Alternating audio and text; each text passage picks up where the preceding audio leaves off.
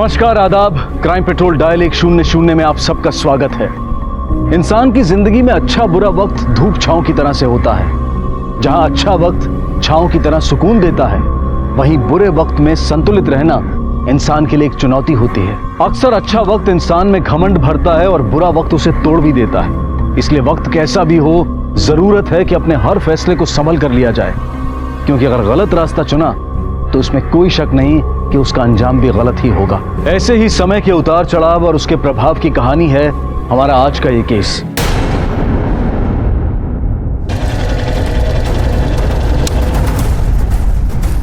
किधर है? उधर है सर।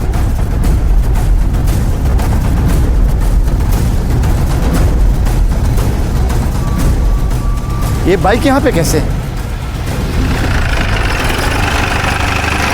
सर, लोखंडवाला के बैक रोड पर हमें जो मोटरसाइकिल मिली थी, आरटीओ से हमने उसकी इन्फॉर्मेशन निकाली। वो किसी राघव मेहता के नाम पर रजिस्टर्ड है और इस राघव का एड्रेस भी लोखंडवाला का ही है। आरटीओ से हमने उसका फोन नंबर भी निकलवाया, लेकिन वो फोन अभी स्विच ऑफ है। गाड़ी में किसी तोड़फोड़ के निशान है? नहीं सर, कोई डैमेज नहीं है। राघव से जाके पता करो उसकी बाइक वहां कब से क्यों पड़ी थी। सर, राघव मेरा बेटा है, अभी कॉलेज गया है। अभी कुछ दिन पहले उसकी बाइक चोरी हो गई थी। हमने तो उम्मीद ही छोड़ दी थी, बट थैंक गॉड आपने ढूंढ ली। राघव का फोन स्विच ऑफ क्यों आ रहा है? क्योंकि उसका फोन और बाइक दोनों चोरी हुई थे। अब तक उसने नया सिम नहीं लिया है सर। तो आपने चोरी की पुलिस कंप्लेंट की थी? नहीं, वो दरअसल राघव का नया नंबर दीजिए। सर, मैंने आपको बताया ना, उसने अब तक नया नंबर नहीं लिया है। तो आपके कहने का मतलब है कि आज के जनरेशन का लड़का पिछले 2 दिनों से फोन यूज नहीं कर रहा है।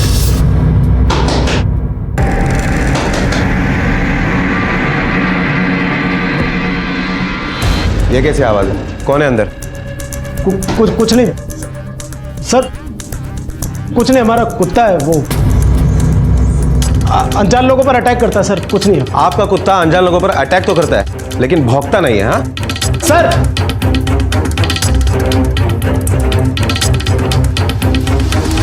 आपको इन लोगों ने क्यों बंद कर रखा था? वो इसलिए क्योंकि मैं तुम्हारे बेटे के लिए अपने पापा से 10 करोड़ नहीं मांग सकती। मैं सिर्फ 5 करोड़ मांग सकती हूँ, वो भी हमारे राघव के लिए। अनु, एक माँ होके तू ऐसा कैसे सोच सकती है? तू तो मेरी हालत जानती है। तू अपने पापा से मांगना, वो तुझे दे देंगे। उनके पास बहुत पैसे, मैं कैसे मांगूंगी? अगर उनको पैसे नहीं दिए तो मेरे बेटे को मार। प्लीज अनु, मेरी ये नौटंकी करने से अच्छा है पैसों का इंतजाम करो। सुधी, वो 5 रुपए नहीं 5 करोड़ मांग रहे हैं। मैं नौकरी नहीं करती कि उनको जाके पैसे दे दूं, और अपनी ही दुकान पर काम करने को आकाश को तुम 30,000 रुपए देते हो। तुम कहां से लाओगी, वो तुम्हारा प्रॉब्लम है। बात साफ है, तुम्हें अपने और हमें अपने बच्चे को बचाना है। अब तो बस मेरे पास एक ही चारा बच रहा है कि मैं जाके पुलिस को सब बता दूं। सर, मैं इन दोनों के खिलाफ कंप्लेंट नहीं करना चाहती। मैं कंप्लेंट इसलिए लिखवाना चाहती हूँ कि दोनों बच्चे बच जाए हमारे, मेरा बेटा आकाश और मेरा भतीजा राघव। उन दोनों को आखिरी बार किसने देखा था या किससे बातचीत हुई? कल शाम दोनों वापस नहीं लौटे तो मैंने दुकान में फोन किया। दुकान का एम्प्लॉय श्याम ने बताया कि राघव दोपहर को आया और आकाश को अपने साथ लेकर गया, पर दोनों घर नहीं पहुंचे सर। हमने सुबह तक वेट किया और फिर आज अनुराधा के पास एक कॉल आया। हेलो, बहुत चिंता हो रही होगी ना दोनों की। टेंशन मत ले, आकाश और राघव दोनों मेरे पास है। और अगर तू चाहती कि दोनों सही सलामत तेरे पास वापस आ जाए तो 10 करोड़ रुपए का इंतजाम कर। 10 करोड़? क्यों, कम लग रहा है? 10 करोड़ बहुत ज्यादा है, हमारे पास इतने पैसे नहीं है। और 2 लड़कों का 10 करोड़ कहाँ जाता है? एक लड़के का 5 करोड़ ही तो पड़ रहा है। मैं कल रात 10 बजे फिर फोन करूंगा। अगर तूने पुलिस का ऑप्शन सोचा ना, तो बेटे को जिंदा देखने का ऑप्शन खो देगी। नहीं नहीं नहीं, मैं कुछ करती हूँ। सर, मैं जानती हूँ मैंने इनके साथ बहुत गलत किया सर, पर सर मैं अपने बेटे राघव को ही बचा सकती थी सर। इससे ज्यादा पैसे मेरे फादर नहीं दे सकते थे, और कुछ नहीं था सर। आप भूल रही हैं, सिर्फ आपका बेटा नहीं खोया, इनका भी खोया है। और जिस तरह से आप लोगों ने इन्हें पुलिस के पास आने से रोका है, वो गैर कानूनी है। उम्मीद करता हूँ आगे से ऐसा नहीं होगा। हम आप दोनों के बेटे को किडनैपर्स से सही सलामत छुड़ाने की कोशिश करेंगे, लेकिन आप लोगों का सहयोग चाहिए। आपने जिस नंबर से कॉल आया था वो इनसे लो, उसका लोकेशन ट्रेस करो। Okay sir. अगली बार कब कॉल करने के लिए कहा उससे? सर, रात 10 बजे। का मतलब हमारे पास टाइम बहुत कम है तैयारी करने के लिए। जिस नंबर से कॉल आया था उसके सर्विस प्रोवाइडर से बात करो, उसको कॉल इमरजेंसी है। 2 दिन का समय हम नहीं दे सकते, 2 घंटे के अंदर सारे डिटेल्स चाहिए, लोकेशंस के और कॉल्स के। Okay sir. बाइक से फिंगरप्रिंट्स लो, बाइक इनके हवाले कर दो, आप लोग जा सकते। सर, किडनैपर ने जिस मोबाइल नंबर से फोन किया था वो मध्य प्रदेश के छिंदवाड़ा से है और किसी सुशील जैन के नाम पर रजिस्टर्ड है। फिलहाल तो ये नंबर बंद आ रहा है। और हाँ सर, आकाश और राघव का फोन वर्सोवा में स्विच ऑफ हुआ था। आपटे किडनैपिंग मुंबई में और रैंसम कॉल छिंदवाड़ा एमपी से, ये डेफिनेटली हमें गुमराह करने के लिए किया गया है। लेकिन जिसने भी कॉल किया है वो किडनैपर का साथी है। आकाश और राघव दोनों के फोन को सर्विलेंस पे डाल दो ताकि जैसे कोई हरकत हो हमें पता चल जाए। और साइबर क्राइम ब्रांच और छिंदवाड़ा पुलिस दोनों को अलर्ट करो। साइबर सेल से कहो जैसे ही किडनैपर दोबारा फोन करे उसके लोकेशन को ट्रेस करे ताकि छिंदवाड़ा पुलिस उसे अरेस्ट कर सके। Okay sir. एक घर के 2 बच्चे गायब थे, पर घर के अंदर की कलह की वजह से घर के सदस्य आपस में ही बटे हुए थे। अनुराधा और सुधीर सिर्फ अपने बच्चे को बचाना चाहते थे, उन्हें आकाश से कोई हमदर्दी नहीं थी। खून का रिश्ता होते हुए भी ना कोई प्यार था ना अपनापन। ये उन बच्चों की किस्मत अच्छी थी कि खबर पुलिस तक जा पहुंची। मुंबई पुलिस ने छिंदवाड़ा पुलिस से संपर्क किया और साइबर क्राइम ब्रांच को भी सतर्क कर दिया। अब बस इंतजार था तो उस किडनैपर के फोन का जो रात 10 बजे आने वाला था।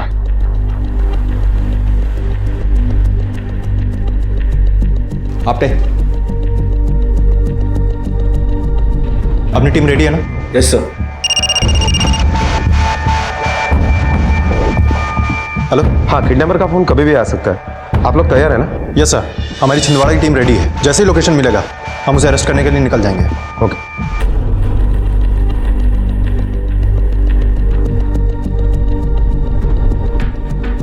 पुलिस पूरी तैयारी के साथ थी लेकिन किडनैपर ने फोन किया ही नहीं। उसकी वजह शायद ये हो सकती है क्योंकि किडनैपर जान चुका था कि पुलिस इस मामले में शामिल हो चुकी है और उसके फोन करने से पुलिस उसके गिरेबान तक पहुंच सकती है। किडनैपर के पास अनुराधा का नंबर है, इसका मतलब इस फैमिली को बहुत अच्छी तरीके से जानता है। सर, हो सकता है कि ये किडनैपर उस फैमिली के ऊपर नजर रखे हो, क्योंकि अक्सर ऐसे देखा गया है कि किडनैपिंग के पहले किडनैपर फैमिली के बारे में ज्यादा डिटेल्स निकालते हैं। उसका मतलब उसे ये भी पता था कि इस फैमिली के पास 10 करोड़ रुपए हैं देने के लिए, क्योंकि अनुराधा के बाप के पास काफी पैसे हैं और पैसों के लिए बच्चों की जान खतरे में नहीं डालेगा। और रैंसम कॉल भी अनुराधा को ही आया था। इसका मतलब कि किडनैपर जो भी है वो फैमिली की रग रग से वाकिफ है। लेकिन आप तक कौन हो सकता है ये? राघव और आकाश के बारे में पूरी इंफॉर्मेशन निकालो, वो किस किस से मिलते जुलते हैं, उनके ग्रुप में कौन और कैसे लोग हैं। हो सकता है ये किडनैपर इनका ही कोई जानकार हो। सर, ये भी हो सकता है कि किडनैपर डर गया हो कि वो उसके साथ इतने आराम से नहीं जा सकता और इसीलिए किडनैपर ने उसकी बाइक झाड़ियों में डाल दी हो। पॉसिबल है। छिंदवाड़ा पुलिस को बोलो सुशील जैन के बारे में इंक्वायरी करें। Okay sir.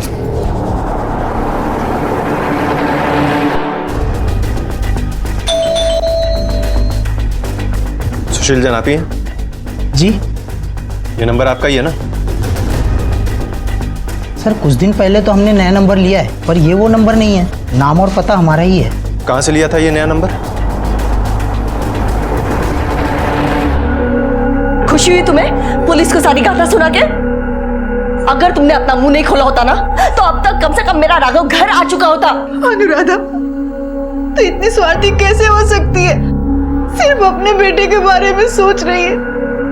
मेरा बेटा भी किडनैप हुआ है, मेरे जीने का आखिरी सहारा है ये। ऐसे में मेरे हमदर्दी और तुमसे जो मेरे बेटे को मरवाने में तुली हुई है। एक बात याद रखना तुम, अगर मेरे राघव को कुछ हुआ ना तो मुझसे बुरा कोई नहीं होगा।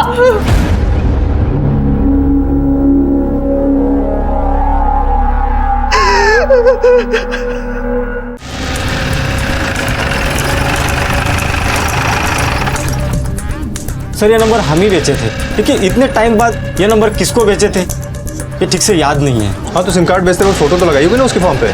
दिखा फोटो? जितना सोचेगा उतना फंसेगा। दुकान भी सील होगी, जेल भी जाएगा। चल अब सीधे तरह से बोल। गलती हो गई साहब। मुझे एक सिम चाहिए अर्जेंट। पेपर आईडी है कुछ? पेपर होता तो इतना पैसा दिया होता। देता है तो बोल, वरना आगे से लेता हूँ। देता हूँ, रुको। सर, हम सोचे कि हम पैसा नहीं कमाएगा तो कोई और कमा लेगा। वो बहुत पैसा दे रहा था, इसीलिए सुशील जैन के नाम का पेपर, उस पे हम उसको एक सिम कार्ड दे दिए। चल अब ये बता कि दिखता कैसा था वो? शक्ल तो ठीक से याद नहीं है, लेकिन कद काठी लंबा था और सांवला कलर था। तेरे 2 पैसे के लालच में किसी की जान जा सकती है। ले चल इसको, ले चल। माफ कर दीजिए सर। सर गलती हो गई सर, माफ कर दीजिए सर, गलती हो गई। देखिए, किडनैपर जो भी है उससे आप लोगों की फैमिली के बारे में पूरी इंफॉर्मेशन है, खासकर राघव और आकाश के बारे में। तो राघव और आकाश के बारे में आप लोग जितनी इंफॉर्मेशन हमें दे सकते हैं दीजिए। राघव का डेली रूटीन क्या था? सर, राघव तो सुबह कॉलेज जाता था और उसके बाद ओशीवारा में उसकी एक्टिंग क्लास होती थी और फिर घर। लेकिन उस दिन वो आकाश को पिक करके दुकान से होते हुए घर आने वाला था सर। क्या राघव उसे हर रोज दुकान से लंच के लिए पिकअप करता था? नहीं सर, आकाश अपनी स्कूटी से आया जाया करता था। उस दिन किसी ने उसके स्कूटी का टायर काट दिया था। टायर काट दिया? जी, और दुकान राघव के रास्ते में ही पड़ती थी, इसलिए उस दिन राघव आकाश को लिफ्ट देने वाला था।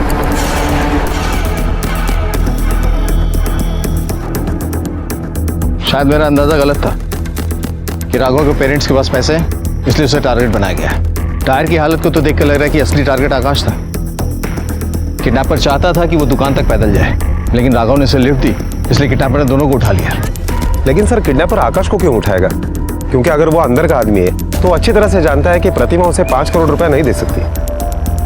इसी बात का तो पता करना है कि किडनैपिंग की वजह क्या है, पैसा या कुछ और। आपके सीसीटीवी कैमरे का फुटेज निकलवा और हमें राघव के कॉलेज, एक्टिंग क्लास और मेहता फैमिली के शॉप और घर में काम करने वाले हर व्यक्ति से पूछताछ करनी पड़ेगी। 15 तारीख को दोपहर को तुम कहाँ थी? मैं डीएन नगर में थी साहब, वहाँ भी मेरा एक काम है ना, तो मैं वहाँ गई थी। साहब, मैं सुबह आया था, मैंने ही रोहन बाबू को गाड़ी से कॉलेज छोड़ा और उसके बाद गाड़ी यहाँ पे पार्क कर दी। उसके बाद मैं दोपहर को वापस आया था रोहन बाबू को कॉलेज से लेने के लिए। अच्छा, एक बात बताओ, ये मेहता फैमिली के बीच में किसी के साथ कोई झगड़ा, कोई मनमुटाव? वैसे तो सब ठीक है साहब, लेकिन सुधीर भाऊ, अनुराधा ताई, प्रतिमा मैम सबकी बिल्कुल भी इज्जत नहीं करते थे।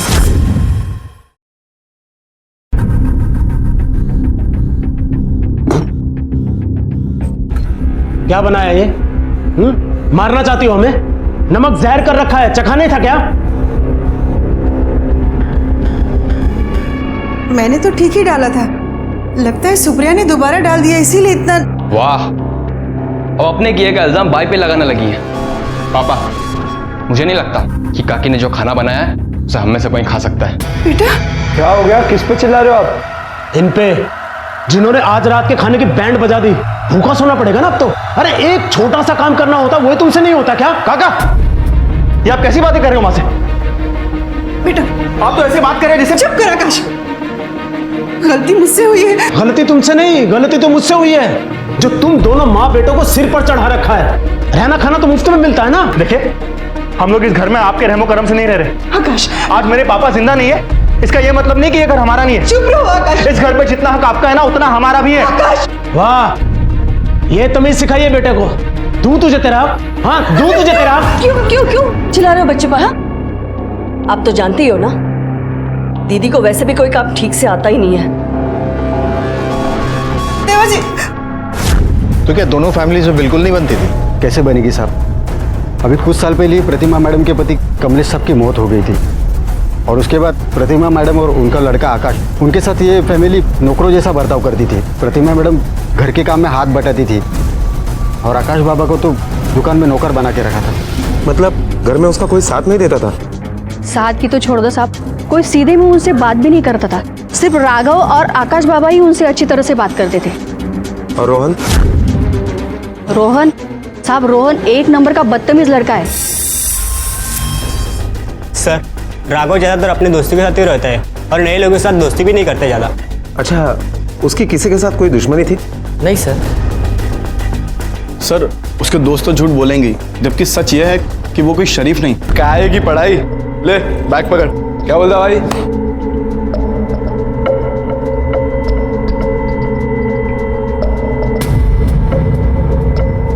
देख राघव, मेरा फोन वापस दे दे। अबे तू ये बता कि तेरे माँ बाप ने तेरे पैदा होने से पहले ये डिब्बा ले लिया था क्या? देख राघव, मेरा फोन दे दे, वरना क्या रे? मारेगा तू मेरे को मारेगा तू? ले, तोड़ दिया तेरा फोन, क्या करेगा तू? मारेगा मेरे को? हाँ मार। अबे ये तो रोने लगा।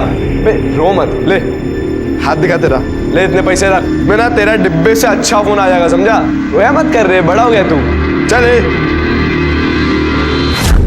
सर जब देखो अपने पैसे वाले होने की अकड़ दिखाता है, लड़कियों के सामने कुछ ज़्यादा ही शो ऑफ करता है। हाँ सर, राघव पिछले 1 साल से हमारे एक्टिंग कोर्स कर रहा था। हमारा एक्टिंग इंस्टीट्यूट बहुत फेमस है सर, हमारे पास कार्ड भी है सर, हमारे यहाँ से बड़े बड़े एक्टर निकले हुए हैं। जितना पूछा गया है ना उतना ही जवाब देने का, समझा ना, वरना सारी एक्टिंग भुला दूंगा। ये राघव का कोई करीबी दोस्त था तुम्हारे इंस्टीट्यूट में? साहब उसका कोई करीबी दोस्त था ये तो मुझे पता नहीं, पर हाँ एक नंदू नाम का लड़का था, वो अक्सर उसके साथ आता जाता था। ये नंदू कौन है? ये नंदू का फोटो है क्या तुम्हारे पास? साहब हम लोग पोर्टफोलियो बनाते हैं, बहुत कम पैसे में। साहब देता हूँ उसका फोटो। सर ये है नंदू।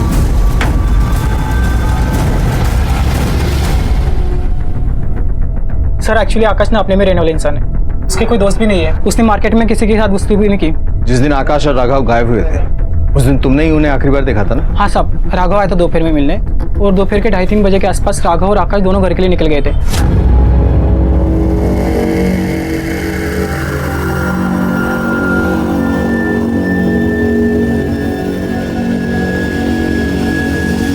ये बात और किस किस को मालूम है कि आकाश राघव के साथ घर जाने वाला था?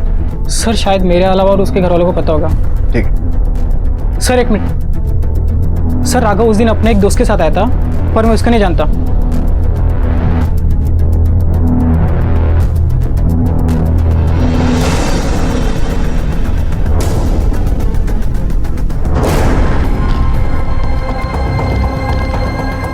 सर ये तो नंदू है जो राघव के साथ एक्टिंग क्लास जाता था। हाँ साहब, हम लोग आते जाते थे। राघव मुझे इस बिल्डिंग में छोड़ता था, पर उस दिन महेश साहब का फ़ोन आया कि मैं बांद्रा जाकर उन्हें लेकर आऊँ, इसलिए मैं अगले बस स्टॉप पर उतर गया। तुम राघव को कैसे जानते हो? सर मैं महेश साहब का ड्राइवर हूँ। राघव और महेश साहब एक ही बिल्डिंग में रहते हैं। सर मैं मुंबई एक्टर बनने आया था, बहुत दिन तक काम नहीं मिला, रहने खाने की प्रॉब्लम हो गई थी सर। सर आप बिलीव नहीं करोगे, राहुल ने मेरे एक्टिंग क्लासेस की पूरी फीस भर दी थी। आते जाते कई बार उसने लिफ्ट भी दी है सर। राघव बहुत अच्छा है, दिल का राजा इंसान है सर वो। एक बात बताओ, हाल फिलहाल में इस सोसाइटी में ऐसा कोई नया रहने के लिए आया है जो राघव का दोस्त बन गया हो? नया तो कोई नहीं सर, पर हाँ अगली बिल्डिंग में एक लड़की रहती, पारुल। राघव उसे ही डेट कर रहा है। तुम्हारे महेश साहब का फ्लैट नंबर क्या है?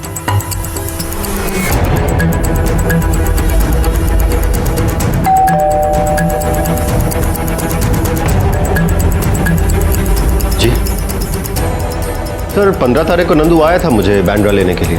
वो बैंड्रा कितने बजे पहुंचा था? यही सर लगभग 3:30 बजे हूँ।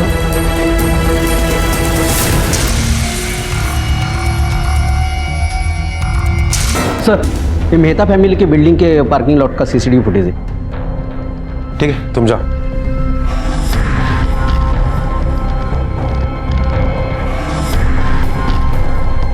सर ये तो रोहन है।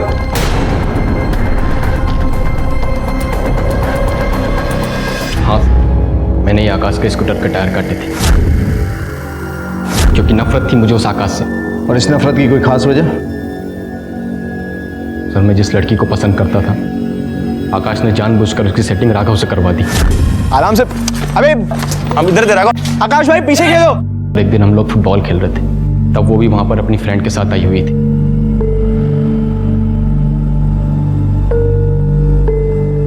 मैं हिम्मत करके उससे बात करने जा ही रहा था कि उस आकाश ने मुझे देख लिया और मुझसे आगे बढ़कर पारुल के पास चला गया। सुनो प्रीति को भी लेके आना साथ में। Okay excuse me, if you don't mind, क्या आप हमारे ग्रुप पिक ले सकती है? Sorry please I insist, just 1 pic. Okay thank you so much, thank you. Raghav आजा, ग्रुप पिक लेंगे सब। आजा आजा आजा आजा, आना। चल चल चल चल चल।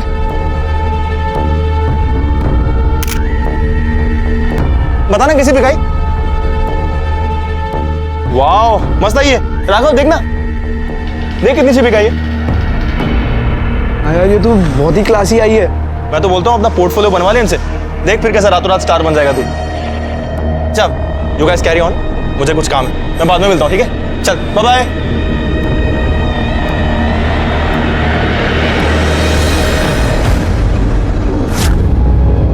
और राघव ने पारुल को मुझसे छीन लिया सर, और ये सब कुछ हुआ उस आकाश की वजह से। क्योंकि राघव टाइम टाइम पर उस भिखारी को पैसे देता था, इसलिए उसकी चापलूसी करता था। परेशान होकर मैंने उसकी स्कूटी के टायर काट दिए। पर सर मैं सच बोल रहा हूँ, मैंने किसी की किडनैपिंग नहीं की सर। पुलिस को शक था कि रोहन इस किडनैपिंग के पीछे हो सकता है और इसी संदेह के तहत उन्होंने रोहन के कॉल रिकॉर्ड्स खंगालने का फैसला किया। अगवा करने का शक अनुराधा और सुधीर पर भी बन सकता था, क्योंकि वो लोग आकाश को बिल्कुल पसंद नहीं करते थे और राघव को शायद इसलिए अगवा किया गया था ताकि उन पर किसी को शक ना हो। किडनैपिंग का मोटिव आकाश और प्रतिमा के पास भी था, लेकिन इस किडनैपिंग के पीछे का असल मकसद क्या था, असल सच क्या था, वो अब तक रहस्य बना हुआ था। और वो लोग कौन थे जो सुधीर को धमकी दे रहे थे? आकाश और राघव का कुछ पता नहीं था और शक की सुई सब पर घूम रही थी। कोई किसी से बदला लेना चाहता था और कोई किसी का फायदा उठाना चाहता था। पर क्या यही असल मकसद था इस अपहरण का? इनके 3 लाख रुपए मिलेंगे। मोटा भाई, मेरे बेटे की जान खतरे में, मुझे पैसों की जरूरत है, सहायता करो मेरी। मैं कहां से दूं तुझे पैसे? तू तो मेरी हालत जानती है ना। तू अपने देवर और देवरानी से बात करके देख। मोटा भाई, अगर वो मेरी मदद करते तो मैं ऐसे दर नहीं भटकती। मेरे बच्चे की जान खतरे में। नहीं है मेरे पास पैसे।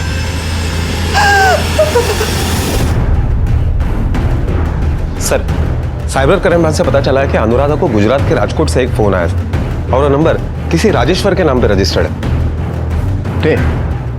पहला रैंसम कॉल एमपी से, दूसरा गुजरात से। पॉसिबल है कि ये भी फेक कॉल हो। अनुराधा ने भी इसके बारे में हमें कुछ नहीं बताया। चलो चलकर देखते हैं उनका गेम प्लान क्या है।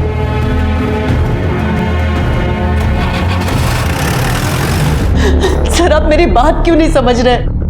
मैं सिर्फ अपने बेटे को सही सलामत घर लाना चाहती हूँ। इस बात की क्या गारंटी है कि पैसा लेने के बाद वो आपके बेटे को छोड़ देगा? और सिर्फ आपका बेटा नहीं गायब हुआ है, इनका भी गायब हुआ है। ये भी एक मां है और शायद आपसे ज्यादा परेशान है। अगर आप लोग अपने बेटे की सलामती चाहती हैं तो हमारे साथ कोऑपरेट कीजिए। बताइए क्या कहा था किडनैपर ने? क्या कहा था किडनैपर ने? उसने पैसे रेडी रखने के लिए कहा था। वो कल सवेरे 8 बजे फोन करेगा और बताएगी कि पैसे कहाँ रखवाने। अब दे, यही सही मौका है उस तक पहुंचने का।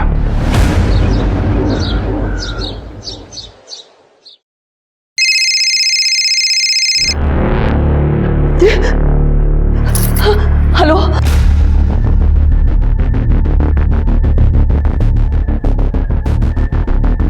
हेलो सर, अभी फोन आया था कि किडनैपर ने उन्हें टेंपल रोड के पार्क में पैसे लेकर बुलाया है। टीम रेडी करो। सर, यही पार्क है। गाड़ी पुढे क्या?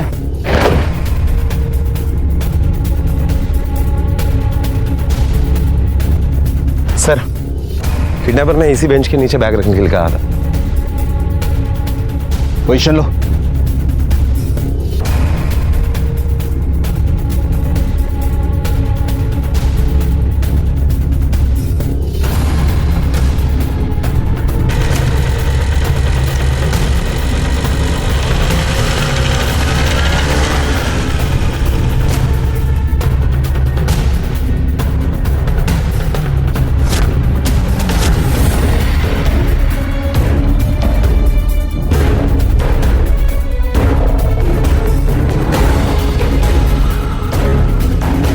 सर, सुधीर ने बैग उस बेंच के नीचे रख दिया है। डिस्टेंस पे रहो, नजर रखो। Okay sir.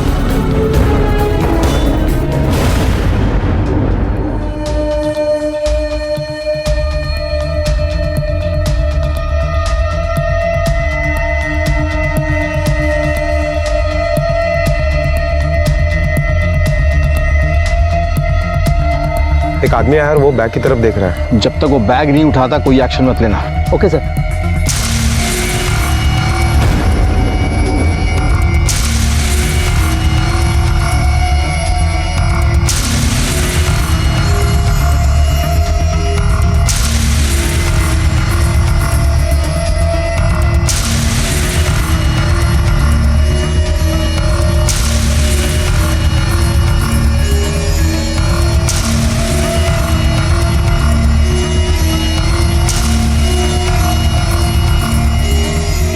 तो उठाया नहीं बैग, लेकिन एक्शन मत लेना, हो सकता कोई और हो।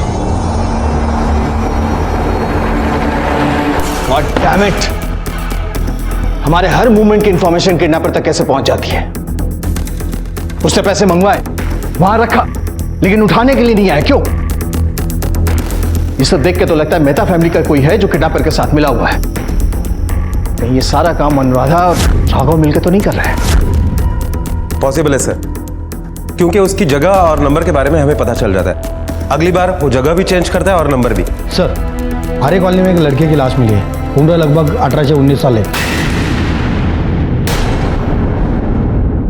आप लोग आजू बाजू देखो, कुछ मिलता है क्या?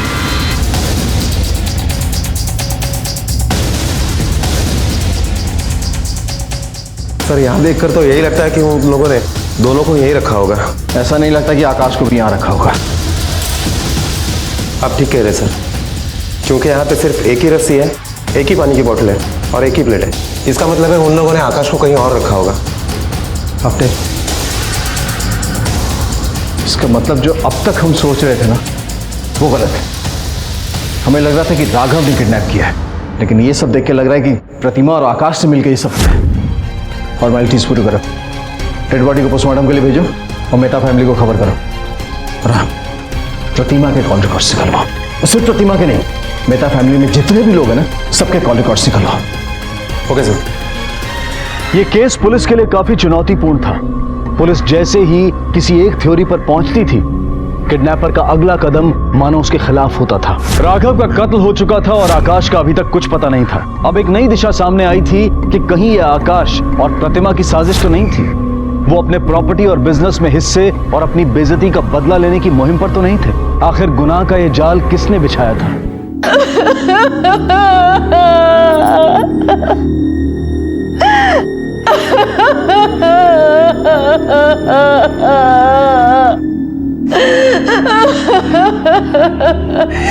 चुप हो जाओ अनुराधा। खुशी हुई तुझे? खुशी हुई तुझे मेरे बेटे को मार के? मैंने कुछ नहीं किया, मैं तो बस यही चाहती थी कि हमारे दोनों बच्चे सही सलामत वापस आ जाए। सही सलामत? अब तो इस घर में नहीं रहेगी। निकल, चल, निकल।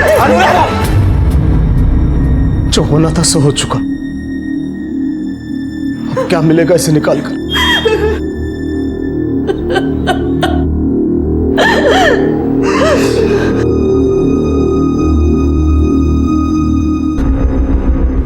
क्या किया तूने? सब गड़बड़ कर दिया।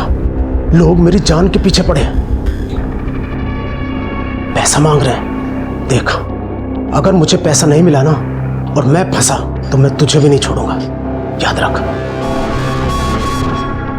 सर, तीसरा कॉल गुजरात और राजस्थान के बॉर्डर पर कोड़ा एरिया से पीसीओ से किया गया।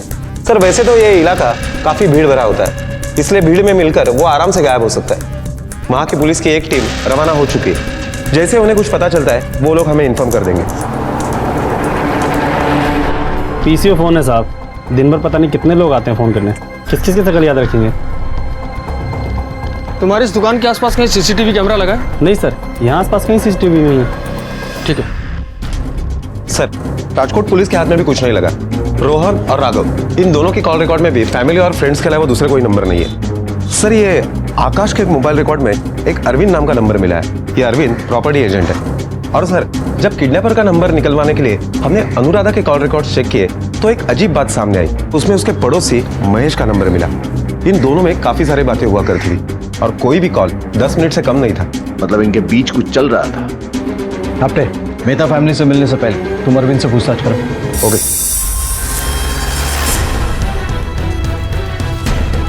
सर, आकाश को फ्लैट खरीदना था, इसलिए उसकी मेरी रोज बात होती थी। क्या वो फ्लैट खरीद रहा था? हाँ सर, उसने तो 9 लाख डाउन पेमेंट भी किया है। सर, ये आकाश अपने चाचा के दुकान में नौकरी करता है और उससे सैलरी है 30,000 रुपए। फिर उसके पास 9 लाख रुपए कहाँ से आए? और जबकि वो और कुछ काम भी नहीं करता। इसका बैंक स्टेटमेंट निकालो, पता चल जाएगा इतने पैसे कहाँ से आए। सर, किडनैपर फोन क्यों नहीं कर रहे? इस बात का जवाब तो आप लोग बेहतर दे सकते हैं, क्योंकि एक बात तो कंफर्म है कि किडनैपर आप लोग की फैमिली से कनेक्टेड है और उसे इस बात का पहले पता चल जाता है कि हम कोई कॉल ट्रेस करने वाले हैं, इसलिए वो फोन ही नहीं करता। आपके पड़ोसी महेश से काफी बातचीत होती है। कोई खास वजह? सर, वो महेश की वाइफ मेरी अच्छी फ्रेंड है, तो जब उसका फोन नहीं लगता तो मैं महेश के फोन पे कॉल करती हूँ और उससे बात कर लेती हूँ। रात के 2 बजे भी कॉल करती हैं आप। बैंक स्टेटमेंट दिया? सर आपने आकाश के अकाउंट में इतने पैसे डाले कि उसने एक फ्लैट की डाउन पेमेंट तक कर दी। तो इसकी भी कोई खास वजह नहीं होनी चाहिए? सर, आकाश पैसों के लिए गलत काम कर रहा था। वो अनुराधा को इसकी और महेश के अफेयर को लेकर ब्लैकमेल कर रहा था।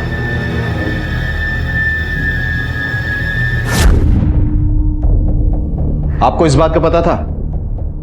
जी, मुझे इसके अफेयर के बारे में तो पता था, लेकिन ये ब्लैकमेलिंग के बारे में नहीं। घर में बड़े बड़े बच्चे हैं सर, क्या करता। लेकिन इसे तो अपनी अयाशियों से बाज नहीं आना था ना। सर, राघव के पोस्टमार्टम रिपोर्ट के मुताबिक राघव के शरीर पर काफी सारे घाव थे, लेकिन उसकी मौत पेट में चाकू लगने की वजह से हुई है। इसका मतलब पॉसिबल है कि ये किडनैपिंग प्रतिमा और आकाश ने मिलकर की है। राघव को मारने का उनका इरादा नहीं था, वहां से जान बचाने के चक्कर में वो मारा गया और इसीलिए शरीर पर इतने चोट के निशान है। सर, फिर आकाश कहाँ है? सर अपने प्रतिमा और सुधीर के कॉल रिकॉर्ड्स मंगवाए थे। प्रतिमा के कॉल रिकॉर्ड में ऐसा कुछ भी नहीं है जिस पर हम चेक कर सके, मगर सुधीर के कॉल रिकॉर्ड्स में बहुत सारे स्ट्रीट शेडर के नंबर मिले। ये तेरे कॉल रिकॉर्ड्स है। मुकेश माने, सलीम कुरैशी, परेश सटवटकर और गिनाओ, इन सब के क्रिमिनल रिकॉर्ड्स हैं। तो ये सब हिस्ट्री शीटर्स हैं। बोल, आकाश और राघव को किडनैप क्यों करवाया तूने? सर मैं अपने ही बच्चों का किडनैप क्यों करवाऊंगा भला? पैसों के लिए, क्योंकि तुझे पैसे चाहिए और पैसों के लिए तू कुछ भी कर सकता है। यहां तक कि अपनी बीबी का अफेयर भी तूने इग्नोर किया पैसों के लिए। ये ऐसे नहीं मानेगा, इसे अपना वीआईपी ट्रीटमेंट देना ही पड़ेगा। चल सुधीर ने सब कुछ उगल दिया। अब तुम लोगों की इसी में भलाई है कि तुम लोग भी सब सच बोल दो। बोलो साहब, उसका डिलीवरी बॉय सारा पैसे लेके भाग गया साहब। अपने को 25 लाख का चूना लगाया साहब। तो ये कौन सी कहानी सुना रहे हो तुम लोग? राघव को क्यों मारा ये बताओ। नहीं साहब, हमने किसी को नहीं मारा साहब। ये सुधीर है ना, उसने हमारे क्लाइंट का हवाला में 25 लाख का घाटा किया। वही पैसा वसूल करने के लिए क्लाइंट ने हमको पैसा दिया था। उसी के लिए उसे धमका रहे थे साहब। हमने बाकी कुछ नहीं किया साहब। हाँ साहब, हमने किसी को नहीं मारा साहब। सर मैं तो समझ ही नहीं पा रहा, क्या आप पूछना क्या चाह रहे हैं सर? इनोसेंट बनने का नाटक करने से कुछ भी नहीं चलेगा, समझा? तूने हवाला किया जो बहुत सीरियस क्राइम है। बेटा अब तो तू गया अंदर। सर, एक मिनट।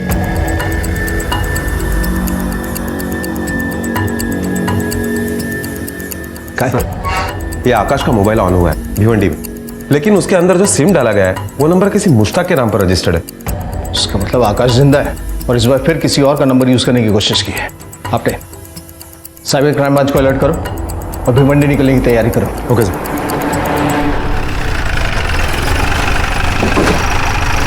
सर, एड्रेस इसी एरिया के मोबाइल शॉप का है, यही दुकान है। मुश्ताक नाम है उसका। इसका मतलब आकाश का फोन यहाँ रिपेयर होने के लिए आया होगा। क्या नाम मुश्ताक है? हाँ मुश्ताक है। क्या हुआ? इस IMEI नंबर का कोई फोन आया था रिपेयर होने के लिए? तो आप क्यों पूछ रहे हो? पुलिस। हाँ साहब, देखता हूँ मैं।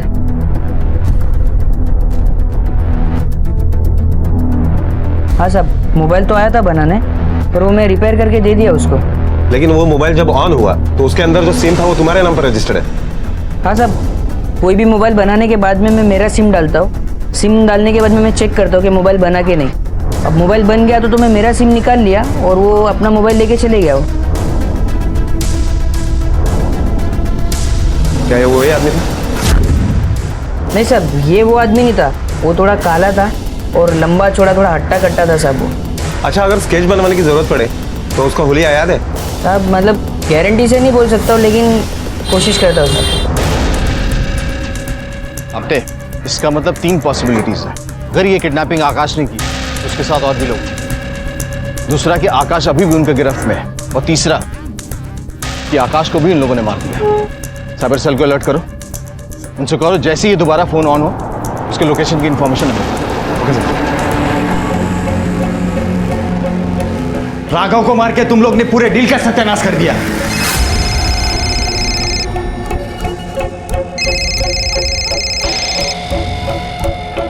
यहाँ पे क्या कर रहा है? जाके फोड़ो इससे पहले। हमें ये जगह फौरन खाली करनी पड़ेगी।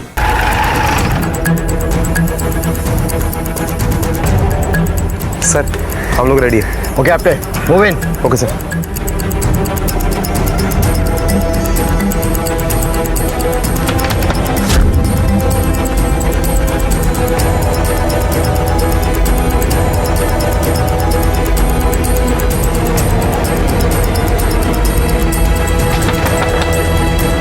कौन?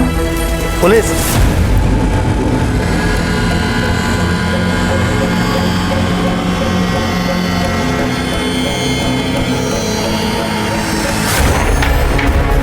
हाथ पकड़, हाथ पकड़, हाथ पकड़, हाथ ऊपर, चल चल चले।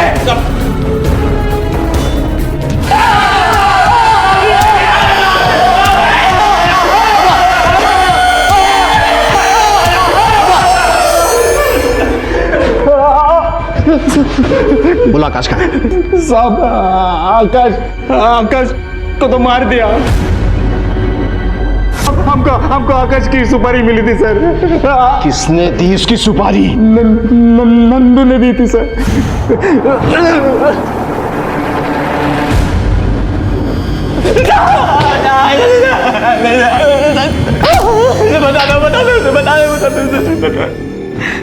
सर मुझे सिर्फ आकाश को मारना था, राघव को तो बस किडनैपिंग करने का ड्रामा करना था सर। पर उन सालों ने उस दिन कुछ ज्यादा ही पी रखी थी और राघव भागने की कोशिश भी कर रहा था सर। बस उसी वजह से वो मारा गया। इसका मतलब इस किडनैपिंग में मेहता फैमिली या उनके किसी करीबी का इन्वॉल्वमेंट था। जो हमारी सारी इंफॉर्मेशन तुम तक पहुंचा रहा था, कौन है वो? आकाश मुझे ब्लैकमेल कर रहा था। पैसे दो और बंद कर दो मेरा मुंह। वो क्या है ना, अगर खुला रहेगा तो चलता ही रहेगा। और फिर ये भी हो सकता है कि आपके और अनुराधा काकी के अफेयर के बारे में आपकी बीवी को बता दें। देखो मैं तुम्हें छोड़ूंगा नहीं। नमस्ते आकाश, बिल्कुल ठीक कह रहे हो तुम। कुछ करते हैं। और मुझे पता था कि 15 लाख देने के बाद भी वो चुप नहीं बैठेगा। मैंने इसीलिए दोनों का किडनैप करवाया ताकि मैं पुलिस को गुमराह कर सकूं। वैसे भी किसी का शक मुझ पर नहीं जाता। आकाश को मारने और राघव को कुछ दिन रखने का मैंने नंदू को 10 लाख रुपए दिया, लेकिन नंदू का लालच बढ़ता गया और राघव को छोड़ने के लिए वो 5 करोड़ रुपए मांगने लगा। सर मैं एक्टर बनने आया था।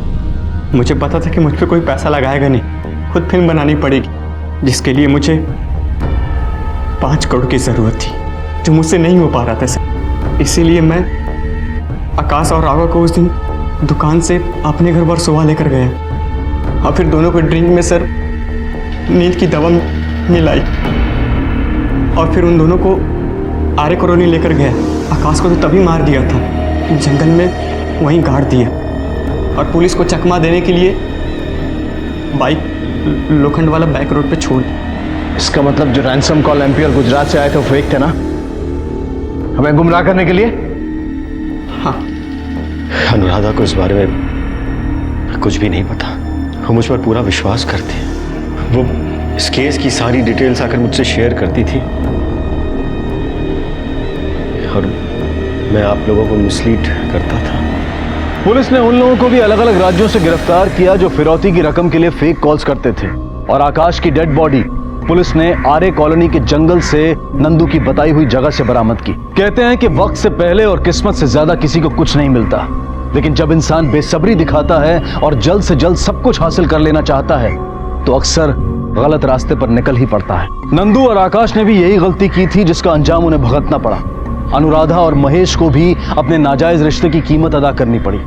प्रतिमा भी दोषी, उसने आकाश को गुनाह करने से रोका नहीं और सिर्फ अफसोस करती रही, जो अफसोस अब उसकी जिंदगी बन गया था। सुधीर पैसे के लालच में इतना अंधा हुआ कि उसके सामने उसका परिवार उजड़ गया और हवाला डीलिंग्स की वजह से इनकम टैक्स डिपार्टमेंट ने उसे भी गिरफ्तार किया। महेश को किडनैपिंग और हत्या करवाने के जुर्म में, नंदू को हत्या, किडनैपिंग और सबूत मिटाने के जुर्म में और शंकर और उसके साथियों को आकाश और राघव की हत्या और सबूत मिटाने के जुर्म में गिरफ्तार किया गया है। ये सभी इस वक्त न्यायिक हिरासत में हैं और चार्जशीट फाइल होनी अभी बाकी है। किसी का हक मारना और गलत तरीकों से कामयाब बनने की इच्छा रखना अपराधी बनने की सबसे पहली सीढ़ी है। याद रखें, अपराधी बनने से अपने आप को हम सिर्फ खुद ही रोक सकते हैं। जरूरत है तो बस जरा विवेक और धीरज की।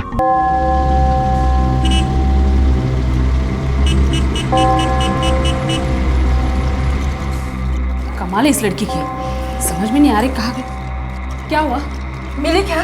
नहीं मिली, आसपास सब जगह ढूंढा, कहीं नहीं है। यही कहीं होगी। तुमने अगर ठीक से देखा होता तो शायद। ठीक से देखा मतलब? पागल हूँ मैं, अंधा हूँ मैं, आग में पट्टी बांधकर घूम रहा हूँ। इतनी टेंशन है तुम्हें ना, जाके बाहर ढूंढ लो। अरे बस बस, देखो इसको। ये भी कोई झगड़ने का टाइम है क्या? अरे 4 घंटे हो गए स्कूल छूट के, अभी तक वो घर नहीं आई। अभी हम सीधे पुलिस स्टेशन जाके रिपोर्ट। नहीं आई, अभी इतनी जल्दी नहीं, 1-2 घंटे बाद जाएंगे।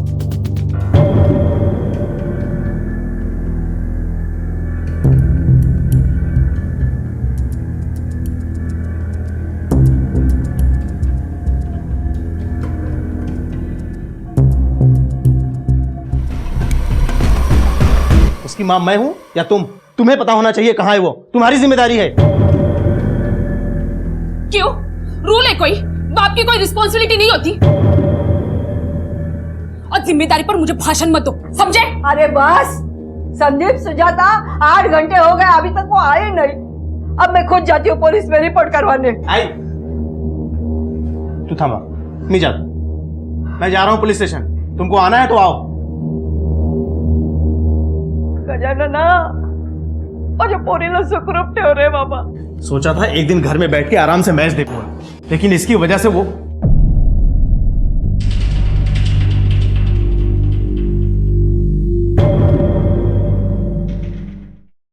श्रुति, श्रुति, श्रुति, कहाँ थी तुम? कहाँ थी? श्रुति, श्रुति, तू ठीक तो है ना? हाँ बेटा, कुछ पूछ रहा हूं तुमसे, कहाँ थी इतनी देर तक? जवाब क्यों नहीं देती है? तुझे पता है तेरी वजह से ऑफिस आधे में छोड़कर आना पड़ा है। बाहर जाके देख, तेरी उम्र के बच्चे कैसे अपनी केयर करते हैं, और यहाँ तुम सिर्फ मेरी टेंशन बढ़ाना जानती हो। टेंशन? तुम्हें? हाँ, तुमने कभी अपने अलावा किसी की परवाह की है? मैं देखो यहाँ अपना बुटीक छोड़ के आई हूँ। बुटीक? सब जानता हूँ तुम्हारे बारे में और तुम्हारे बुटीक के बारे में। इस घर में ना आते ही रोज नया ड्रामा शुरू हो जाता है। इस घर में शांति कभी नहीं मिलेगी। हाँ, आ गई महारानी मुझे टेंशन देके। श्रुति, श्रुति बेटा, चल चल कुछ खा ले। हाँ बेटा, चल चल। श्रुति, श्रुति, श्रुति।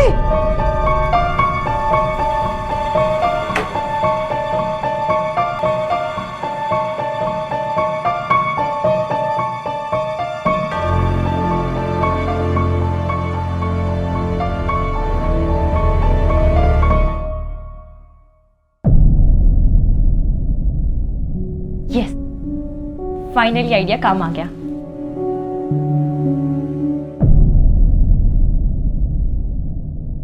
रोटी, कपड़ा और मकान की बुनियादी जरूरतों के अलावा इंसान की और भी कई जरूरतें होती हैं, और इनमें मुख्य हैं प्यार, संवेदना, स्वीकृति, तवज्जो।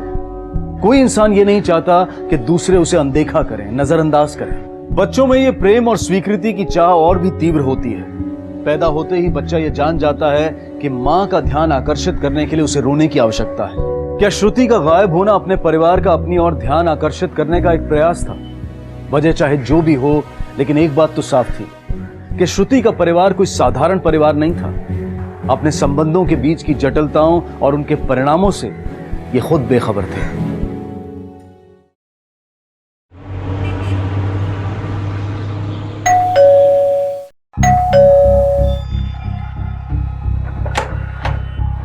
अरे श्रुति अब तक घर नहीं आई। फिर से? चलो कोई बात नहीं, स्कूल छूटे अभी 4 घंटे हुए। पिछली बार भी 8 बजे आई थी, आ जाएगी। अरे पन क्या आई? पानी पीने दे मुझे।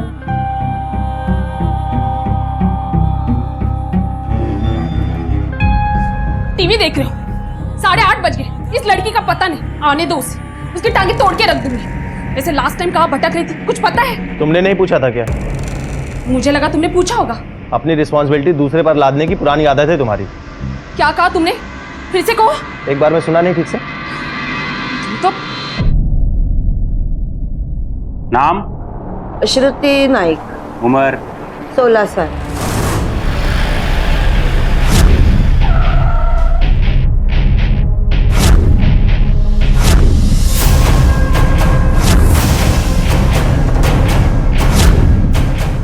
बच्ची का मानसिक संतुलन कैसा था? आई मीन डिप्रेशन वगैरह में तो नहीं? हाँ, पहले तो वो बहुत उदास थी। घर में किसी ने उसे डांटा था? माँ बाप के बीच लड़ाई झगड़ा ऐसा कुछ हुआ था? उसके माँ बाप डिवोर्स लेने वाले हैं। तो इसी वजह से तो वो घर छोड़ के नहीं गई? मेरा मतलब ये टेंशन वगैरह से दूर जाने के लिए। शायद होगा साहब। आपको अपनी बेटी की कुछ भी नहीं पड़ी जो इनको रिपोर्ट लिखवाने आना पड़ा? सर नहीं, वो हमें नहीं पता था कि आई आपके यहाँ, और वैसे भी लास्ट टाइम श्रुति घर वापस आ गई थी। श्रुति कहाँ थी तुम? तो हमें लगा कि इस बार भी वो घर वापस आ जाएगी। हाँ सर, वो पहले भी ऐसा कर चुकी है, मतलब एक बार और वो घर से जा चुकी है। तो क्यों भागी थी वो घर से? सर वो मतलब सर एग्जैक्टली हमें भी नहीं पता। और वापस आने के बाद आप लोगों ने पूछा भी नहीं होगा? कमाल की फैमिली है। इन्होंने बताया कि लड़की के पास अपना मोबाइल फ़ोन नहीं है। जी, बच्चे बिगड़ जाते हैं ना सर, इसीलिए हमने उसे फ़ोन नहीं दिया। उसके बिगड़ने की इतनी परवाह थी तो थोड़ा वक्त निकाल के उसे देख लेती क्या चल रहा है उसकी लाइफ में। फिलहाल हम ये मान के चलते हैं कि लड़की घर से खुद भागी है। एक कांस्टेबल हमारा आपके घर के बाहर रहेगा। अगर कोई रैंसम कॉल आए या श्रुति का खुद का कोई फ़ोन वगैरह है तो आप तुरंत हमें इन्फॉर्म कीजिए। जी सर। और श्रुति के एक लेटेस्ट फ़ोटो चाहिए। दूर से ही सही, लेकिन माता पिता का अपने बच्चों की रोजमर्रा की जिंदगी में शामिल होना बेहद जरूरी है। काश कि श्रुति के माता पिता उसकी रोजमर्रा की जिंदगी से वाकिफ होते तो शायद आज उसे ढूंढने में आसानी होती, और क्या पता श्रुति के गायब होने की नौबत ही ना आती। माँ बाप द्वारा कोई जानकारी ना मिलने पर पुलिस को श्रुति के स्कूल की तरफ अपना रुख करना पड़ा।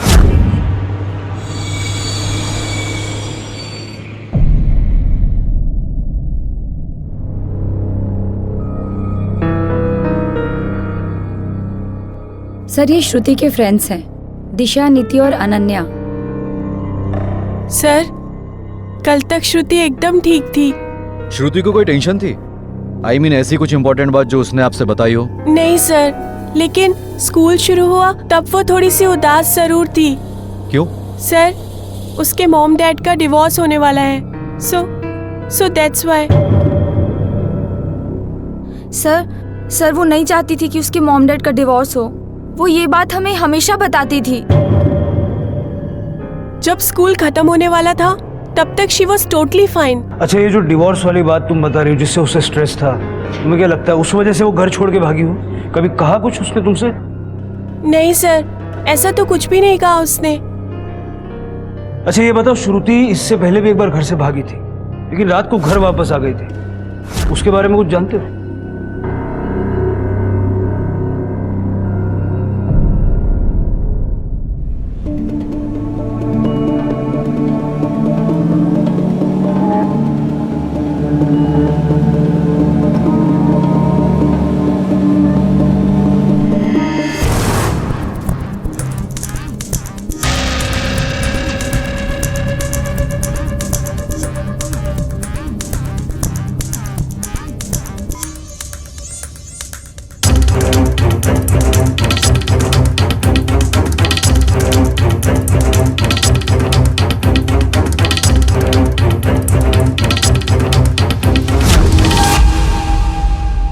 सर ये रहे आखिरी सीसीटीवी फुटेज। श्रुति के घर के जस्ट पहले एक ज्वेलरी शॉप है, वहां से स्कूल और स्कूल से घर, वहां की लास्ट फुटेज। यानी श्रुति किसी भी सीसीटीवी में नहीं दिखी? सर सिंगल कैमरा, एटीएम, आसपास के लोगों सभी से पूछताछ की, इवन फुटेज को भी दोबारा चेक किया, लेकिन कुछ हाथ नहीं लगा। हेलो, कहां से बात कर रहे हैं? श्रुति नायक के स्कूल से। एक्चुअली जब आप लोगों ने लास्ट टाइम क्वेश्चन पूछे थे तो हमने आपको एक बात नहीं बताई थी। क्या? एक्चुअली जब आप लोगों ने लास्ट टाइम क्वेश्चन पूछे थे तो हमने आपको एक बात नहीं बताई थी। क्या? सर जब श्रुति घर से भागी थी तो वो हमारे साथ ही थी, और उसे घर से भागने का आइडिया भी हमने ही दिया था। स्कूल से निकल के 2-2 घंटे वो हम तीनों के घर रही और फिर वो अपने घर गई। तुम्हें पता नहीं ये सब कितना खतरनाक है? आखिर ऐसा आइडिया क्यों दिया तुमने? सर वो खुद ही बार बार बोलती थी कि उसके घर पे उसकी कोई परवाह नहीं करता है। सर ने अंकल आंटी को लड़ते हुए सुना था। मुझे लगा जब मॉम डैड का डिवोर्स होगा तो वो लोग मुझे फोर्स करेंगे दोनों में से किसी एक को चूज करने के लिए, पर कल रात मैंने उन दोनों को फाइट करते हुए सुना। वो दोनों ही मुझे नहीं चाहते, पता नहीं कोई मुझे अपने पास रखना क्यों नहीं चाहता। सर श्रुति अपनी मम्मी पापा का ध्यान अपनी तरफ खींचना चाहती थी, जिसमें वो कामयाब भी हो गई थी। यस, फाइनली आइडिया काम आ गया। और कुछ ऐसा है जो तुमने हमें नहीं बताया? देखो श्रुति की जिंदगी खतरे में हो सकती है, इट्स वेरी इंपॉर्टेंट। वो फिर से गायब हो गई है और हमें नहीं पता वो कहाँ है और कैसी है। कोई छोटी से छोटी बात भी हमारे काम आ सकती है। नहीं सर, बस यही एक बात थी। अजीब बात है सर, ज्यादातर डाइवोर्स के केस में पेरेंट्स बच्चे की कस्टडी के लिए लड़ते हैं, लेकिन यहाँ तो मामला बिल्कुल ही उल्टा है। दोनों ही बच्चे से छुटकारा पाना चाहते हैं। मुझे लगता है कि हमें हेलो सर, पोस्टमार्टम रिपोर्ट और डेंटल एनालिसिस रिपोर्ट से पता चला है कि बॉडी श्रुति की है। सर पर किसी भारी चीज से हमला किया गया, साथ ही साथ बॉडी पर कई छोटी मोटी इंजरीज भी हैं। सर रिपोर्ट के हिसाब से बॉडी के फेफड़ों पे धुआं मिला। सर इसका मतलब यह हुआ कि जब श्रुति को जलाया जा रहा था वो जिंदा थी। सर बॉडी इतनी बुरी तरह से जल चुकी है कि रेप हुआ है कि नहीं ये नहीं बताया जा सकता। जिंदा जलाया गया? लगता है श्रुति से किसी ने गहरी दुश्मनी निकाली, या फिर उसके माँ बाप से।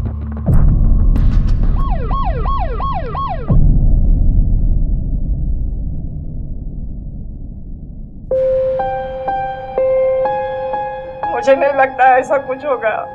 मतलब ये दुश्मनी झगड़ा ये सब मेरे श्रुति में था ही नहीं। किसी ने मेरे श्रुति को इतनी बेरहमी से। खुद को संभालिए। आप सर, मैं रतन सिंह हूँ और यहाँ पड़ोस में रहता हूँ, और ये मेरी बीवी शालिनी।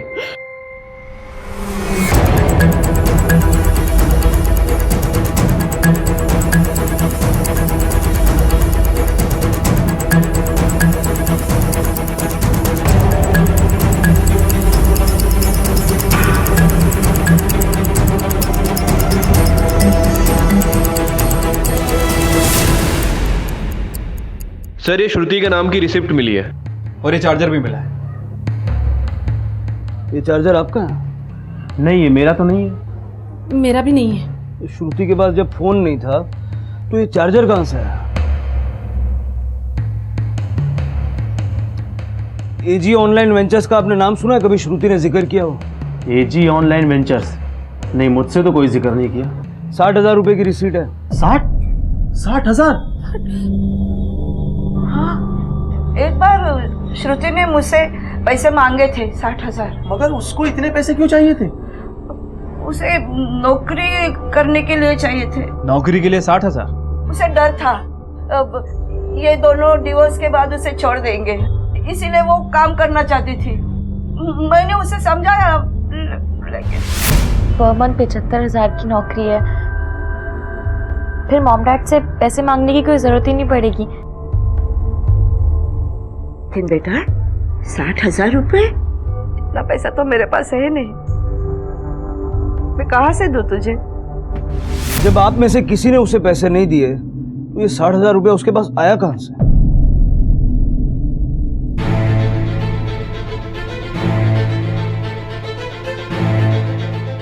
सर रिसिप्ट पे जो एड्रेस था वो फेक है। यहाँ एजी ऑनलाइन वेंचर नाम से कोई भी बिजनेस नहीं है। कदम, मुझे लगता है ये कंपनी भी फेक है और उसने अपनी ऑनलाइन एक्टिविटी से श्रुति को झांसे में लिया हो। साइबर सेल से कांटेक्ट करो और उन्हें ढूंढ निकालो। Okay sir.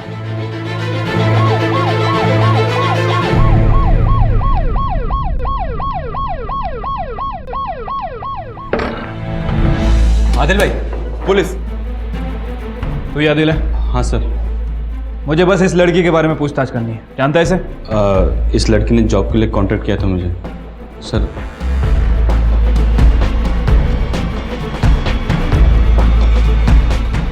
उन्नीस साल? इसकी एज तो 16 साल है। पता नहीं सर, फॉर्म तो उसी ने भरा है। ये देखिए सर, फोटो भी उसकी। श्रुति नायक, एज 19, गोरेगांव वेस्ट। किसी लड़की ने तुझे 60,000 रुपए दिए थे? हाँ सर। पक्का यकीन है? हाँ सर, रेस्टोरेंट में मिला था मुझे।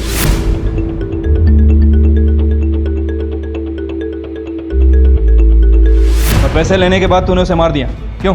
नहीं सर, मैंने ऐसा कुछ भी नहीं किया सर, बस वो चली गई और फिर दोबारा नहीं मिली सर मुझे। अब पकड़ इसे।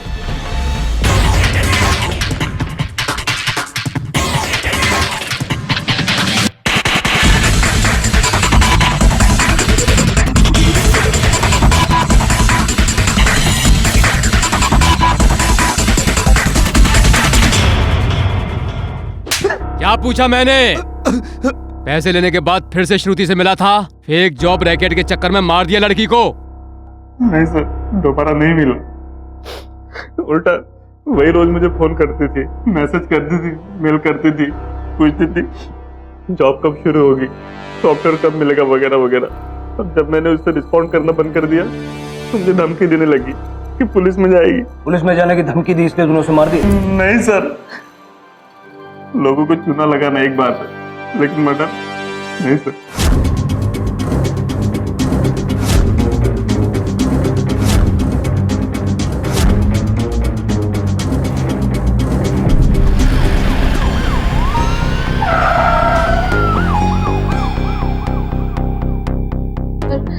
श्रुति जॉब करना चाहती थी क्योंकि वो इंडिपेंडेंट होना चाहती थी, क्योंकि उसे पता था कि उसके मॉम डैड का डिवोर्स हो जाएगा तो वो उसे छोड़ देंगे, और वो अपने घर का एड्रेस नहीं दे सकती थी, इसीलिए उसने मेरे घर का एड्रेस दिया। और ये जॉब पाने के लिए उसने 60,000 रुपए दिए? यस सर, लेकिन पैसे देने के बाद भी वो काफ़ी परेशान थी क्योंकि उस ऑफिस से ना तो कोई कॉल आया और ना ही कोई मेल। श्रुति के पास इतना पैसा कहाँ से आया? उसकी दादी ने दिए, श्रुति ने बताया मुझे। जिस नंबर से तुझे श्रुति के फोन और मैसेज आते थे वो नंबर बता। सर नंबर तो याद नहीं है, शायद मोबाइल में होगा। ये तेरे कॉल रिकॉर्ड्स हैं, इसमें देख के बता चल। सर पूरा नंबर याद नहीं है, पर शायद यही नंबर है, 740। सर श्रुति के फोन के ट्रायंगुलेशन रिकॉर्ड आ गए। सर ये रहा श्रुति का स्कूल और ये उसका घर। श्रुति इस रास्ते की बजाय इस रास्ते पर गई, GCC business and hotel club, और इसी जगह उसका फोन आखिरी बार ट्रेस हुआ। हमने आसपास लोगों से पूछताछ भी की, लेकिन किसी ने कुछ देखा नहीं। सर प्रॉब्लम यह है कि इतने बड़े एरिया में अगर श्रुति का फोन कहीं पड़ा भी होगा तो उसे ढूंढ पाना इम्पॉसिबल। क्या सोच रहे हैं सर? चार्जर सर, ये श्रुति के नाम की रिसिप्ट मिली है और ये चार्जर भी मिला। अरे वो मोबाइल फोन का चार्जर, लेट्स जस्ट होप कि वो चार्जर ओरिजिनल हो। मेरा मतलब है उस फोन के साथ उसी बॉक्स में आया हो। उस चार्जर पे छपे नंबर के जरिए हम उस दुकान तक पहुंच सकते हैं जहां से वो फोन खरीदा। ये रहा पैकेज का स्टॉक नंबर और फोन का IMI नंबर। चेक करके बताइए फोन किसने खरीदा था। साहब कैश से खरीदा होगा तो बताना मुश्किल है, अगर कार्ड वापरा रहेगा तो पता चल सकता है। फिर भी आप देखिए। ठीक है, मैं चेक करता हूँ।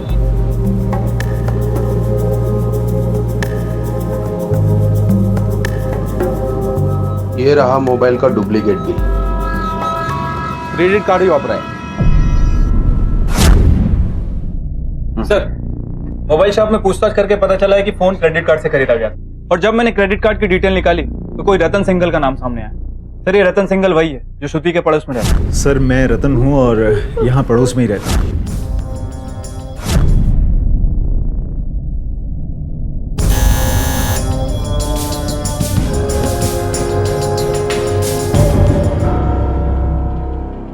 रतन, अरे सर आप आइए ना, आइए सर। आप बैठिए, मैं पानी लेकर आती हूँ। हाँ सर, उसके पास चार्जर कहाँ से आया ये तो मुझे मालूम नहीं, पर सर इसमें ताज्जुब की क्या बात है? उसका तो अक्सर हमारे घर में आना जाना लगा ही रहता था। हो सकता है जाने अनजाने वो ले गई होगी चार्जर। श्रुति आपके घर क्यों आती थी? दरअसल हमारी कोई औलाद नहीं है और वो जब यहाँ आती थी तो अच्छा लगता था। आखिरी बार कब मिले आप श्रुति से? काफी टाइम हो गया ना? हाँ। अचानक ही आना उसने बंद कर दिया। अच्छा वो फोन दिखाई फोन जो आपने खरीदा था, जिसका चार्जर श्रुति ले गई। अच्छा वो फोन सर मेरा चोरी हो गया, या शायद मुझसे कहीं गुम हो गया। सर अक्सर मुझसे ऐसा हो जाता है। जी सर, इनका तो कोई भी फोन ज्यादा दिनों तक टिका ही नहीं है। सर दोनों ही मियाँ बीवी काफी घबराए हुए लग रहे थे। बीवी किचन से बार बार झांक भी रही थी, ऐसा लग रहा था काफी डरी हुई। दोनों के बारे में पूछताछ करो, पता करो इनके संबंध श्रुति के साथ में कैसे। Okay sir. रतन सिंगल साहब, सब सोसाइटी में कहते हैं कि वो जेंटलमैन है, वो कोई जेंटलमैन नहीं है। मैंने तो पहले ही मिस्टर मिसेस नायक को बोला था श्रुति को उस पास मत भेजो, अच्छे लोग नहीं हैं। पर जब देखो श्रुति उन्हीं के घर आती जाती थी। उस दिन मैं सिंगल साहब के घर के बाहर से जा रहा था तो देखा तो सिंगल साहब के घर के बाहर श्रुति निकली और रोती हुई अपनी घर की तरफ भाग रही थी और थोड़ी डरी हुई थी, घबराई हुई थी। मैं गया था एक बार स्विमिंग पूल पे, तो देखा सिंगल साहब ने श्रुति को मोबाइल दिया। मोबाइल देखकर श्रुति इतनी खुश हुई कि सिंगल साहब को गले से लगा लिया। उसके बाद क्या हुआ? सर कुछ भी नहीं, थोड़ी बहुत देर बातें की और फिर वो चले गए। मैं अपने काम में लगा रहा। सर पूछताछ से पता चला है कि सिंगल ने ही श्रुति को मोबाइल दिया था। इस सिंगल और श्रुति के बीच में जो कुछ चल रहा था थोड़ा अजीब तो है। सिंगल ने श्रुति को फोन खरीद के दिया और वो 60,000 रुपए श्रुति के माँ बाप या दादी ने नहीं दिए। सिंगल का बैंक स्टेटमेंट निकलवाओ, चलो। सर आपका अंदाजा सही था, सिंगल ने ही श्रुति को पैसे दिए थे। ये उसके बैंक स्टेटमेंट है। सर नोटबंदी के समय बड़े बड़े अमाउंट निकालना तो मुश्किल था, इसलिए उसने अलग अलग 3 अकाउंट का यूज किया। 24 हज़ार के 2 विड्रॉ बैंक के थ्रू और 12,000 रुपए का विड्रॉ एटीएम के थ्रू, ठीक उसी डेट के एक दिन पहले जो डेट रिसिप्ट पर मेंशन थी। अचानक इतना कैश विड्रॉल करने की उसे क्या जरूरत पड़ गई? तो गड़बड़ है कदम, बुलाओ उसको। क्या चल क्या रहा था तुम दोनों के बीच? नाबालिग लड़की के अकेलेपन का फायदा उठा रहे थे, गिफ्ट पैसे देके उसको ललचा रहे थे, फिर उसका रेप कर दिया और उसे जला दिया। सर प्लीज प्लीज सर, मुझे मार लीजिए, मुझे जितनी गालियां देनी है दे दीजिए सर, पर इतना गिरा हुआ इल्जाम मुझ पर मत लगाइए। मुझे कभी औलाद का सुख मिला ही नहीं और माँ बाप होते हुए भी एक बच्ची अनाथों की तरह पल रही थी। डाइवोर्स के बाद दोनों माँ बाप में से कोई भी श्रुति की कस्टडी नहीं लेना चाहता था। मुझे दादी से सब कुछ पता चल जाता था। मैं मानता हूँ सर कि मैंने उसे मोबाइल लेके दिया, लेकिन उसकी सेफ्टी के लिए, ताकि अगर उसके साथ कुछ हो जाए तो वो घर कांटेक्ट कर सके। और सर जॉब के लिए पैसे मैंने उसे बहुत समझाया था। देखो बेटा, कोई भी जॉब इस तरह से एप्लीकेंट से पैसे नहीं मांगता। मेरे ख्याल से अगर तुम पता कर। अंकल प्लीज, मॉम डैड कभी भी अलग हो सकते हैं, उनका कोई भरोसा नहीं है। मुझे अपने और आजी के लिए पैसे अर्न करने हैं। मुझे ऐसी जॉब वापस मिलेगी या नहीं मिलेगी कोई भरोसा नहीं है। Please uncle.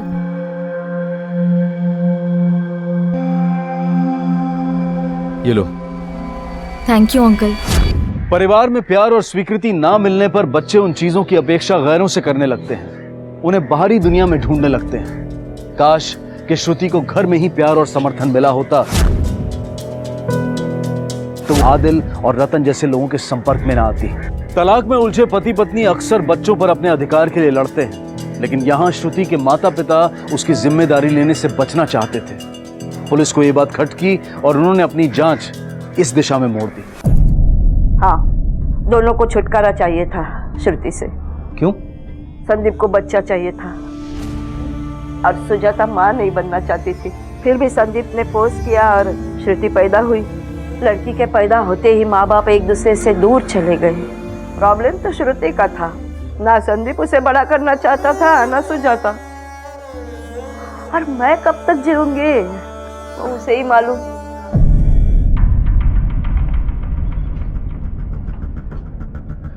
सर माँ बाप के पास भी मोटिव हो सकता है। दोनों ही एक दूसरे से नफरत करते थे और दोनों ही श्रुति की कस्टडी से इनकार कर रहे हैं। बुलाओ दोनों को पुलिस स्टेशन। आप मुझ पर शक कर रहे हैं? सर मैं माँ हूँ उसकी और आप मुझ पे ही। दुनिया में होने वाले 100 मर्डर में से 14 मर्डर बच्चों के होते हैं, जिसमें से 55% बाप के हाथों होते हैं और 45% माँ के। माँ बाप होने का ये मतलब नहीं कि आप शक के दायरे से बाहर हो जाएंगे। हाँ तो शक करिए, सुजाता पे शक करिए। उसको तो श्रुति की परवाह भी नहीं थी, मैं तो फिर भी परवाह करता था। तो संदीप को श्रुति की कोई परवाह नहीं थी। एक दिन संदीप ने गुस्से में आके अपने बेटी को गाड़ी में बिठा के दहीसर तक लेके गए और उसे वही छोड़ दिया। सर उस वक्त श्रुति 8 साल की थी। कौन सा बाप अपनी बेटी को इस तरह। हाँ मैं मानता हूँ वो मेरी गलती थी और मैंने अपनी गलती एक्सेप्ट भी की। बाद में मैं उसे ढूंढ कर लाया था, वो नहीं गई थी ढूंढने के लिए। उसे तो जरा भी परवाह नहीं थी। क्या उम्र होगी? हाँ, तुम्हारी बेटी श्रुति नायक, क्या उम्र होगी उसकी? 15 साल, 16 साल, 16 साल। ये देख तेरे फोन रिकॉर्ड। इस रिकॉर्ड के हिसाब से जितने श्रुति का मर्डर हुआ और जहां उसकी बॉडी मिली, तेरी लोकेशन केवल 800 मीटर दूर। कितनी दूर? 800 मीटर। अब सीधे सीधे बोलना चालू कर, वरना ऐसा दूंगा ना दबड़े। नहीं, आप लोग जो सोच रहे हैं ऐसा नहीं है। मैं वहां पर था जरूर, लेकिन उसकी वजह कुछ और थी। क्या वजह थी? दरअसल वहां से थोड़ी दूर पर मेरे दोस्त का ऑफिस है। मेरा दोस्त वकील है। वकील के पास क्यों जाता था? डाइवोर्स के चक्कर? नहीं, प्रॉपर्टी के लिए। दरअसल मैं नहीं चाहता था कि सुजाता को मेरी प्रॉपर्टी से कुछ भी हिस्सा मिले, इसलिए मैंने अपनी सारी प्रॉपर्टी अपने माँ के नाम पर कर दी थी, बस। संदीप से मिली जानकारी को जांच परख कर सत्यापित किया गया। उसका बयान सच साबित हुआ। पुलिस अब भी संदिग्धों की तलाश में थी, कोई ऐसा जिसे श्रुति से नफरत हो, दुश्मनी हो। लगता है श्रुति से किसी ने गहरी दुश्मनी निकाली। परिवार से जुड़ी जांच विफल होने पर पुलिस ने अपना रुख श्रुति के स्कूल की तरफ किया। हम सबको तो अब भी विश्वास नहीं होता कि श्रुति के साथ इतना बुरा हुआ। She was a very good girl. क्या कभी श्रुति की किसी से लड़ाई हुई थी? सर, वो एक बार अनन्या ने श्रुति को थप्पड़ मारा था।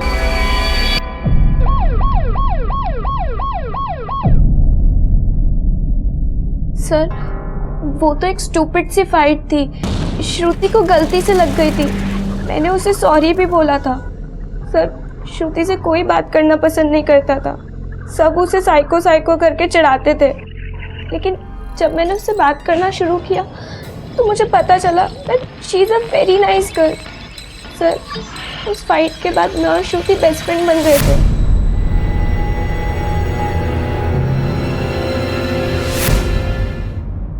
यही लड़की थी? हाँ, ये लड़की थी सर। सर, जिसको परेशान कर रहा था वो। मेरा ध्यान तब गया जब वो लड़की चिल्लाई। तुम्हें उस आदमी की शक्ल याद है? हाँ सर, याद है ना।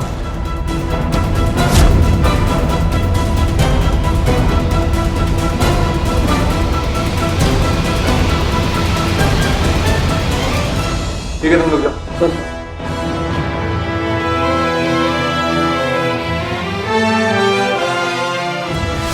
ठीक है, आप जा सकते हैं।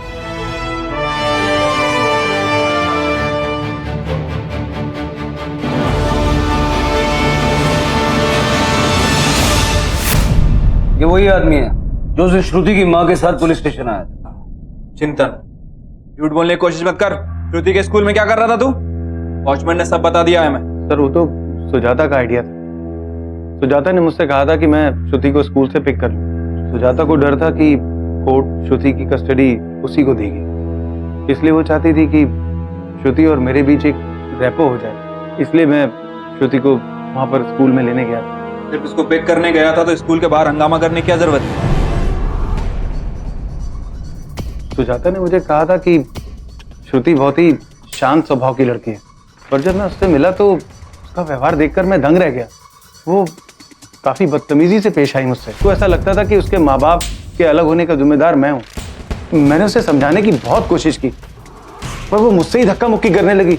आवेश में आकर मेरा भी हाथ उठ गया उस पर। सर, हो सकता है कि चिंतन और सुजाता मिले हों। माँ के साथ होने से श्रुति को किडनैप करना और भी आसान हो गया। हो सकता है कि पहले श्रुति को किडनैप किया, फिर मौका पाकर उसे मार दिया। चिंतन, सुजाता और अनन्या सेठ थी। चिंतन और सुजाता के कॉल रिकॉर्ड निकालो और अनन्या के बारे में पूछता है। Okay sir. सर, अनन्या तो बहुत ही सुलझी हुई लड़की है। किसी और स्टूडेंट को नुकसान पहुंचाना इट्स इम्पॉसिबल। अनन्या और श्रुति तो बेस्ट फ्रेंड्स थे, जब देखो साथ में ही घूमते रहते थे। पहले श्रुति की कोई दोस्त नहीं थी, अकेली ही रहा करती थी, ऑकवर्ड सी। अनन्या पहली एक स्टूडेंट थी जिसने श्रुति से दोस्ती की थी। साहब, अनन्या सही टाइम पे घर आ गई थी साहब, फिर घर पे ही थी। थोड़ी देर आराम की साहब, फिर पढ़ाई करने लगी साहब।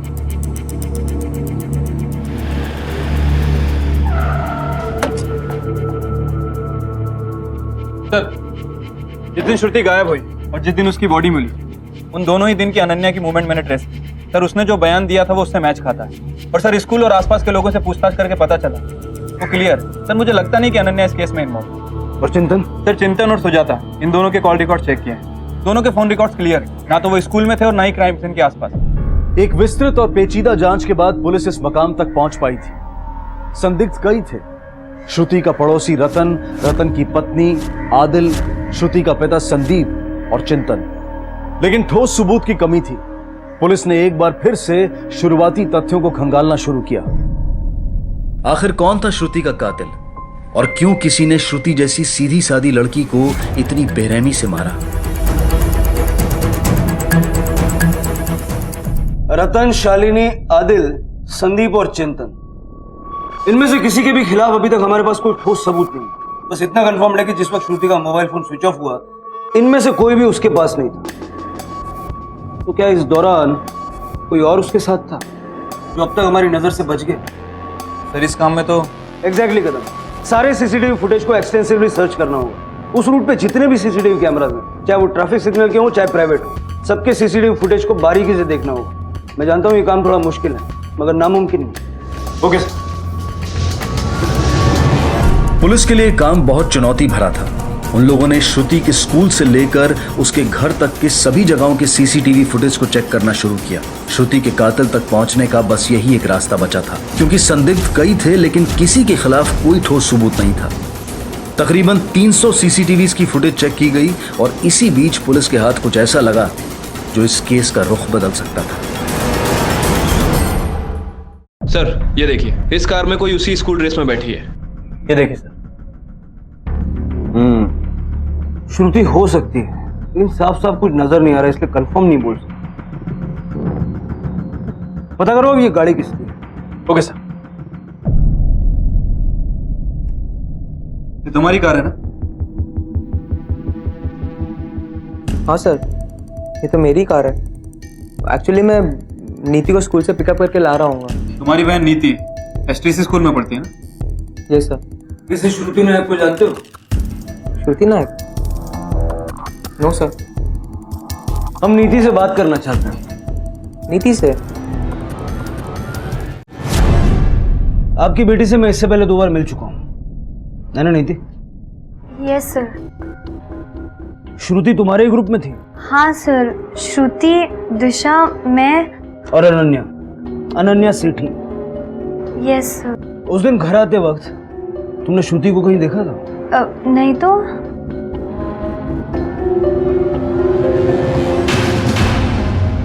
ये देखिए सर, इस कार के और फुटेज चेक किए और कोइंसिडेंटली जहां श्रुति का फोन स्विच ऑफ हुआ, ये कार वहां पर भी लोकेट हुई।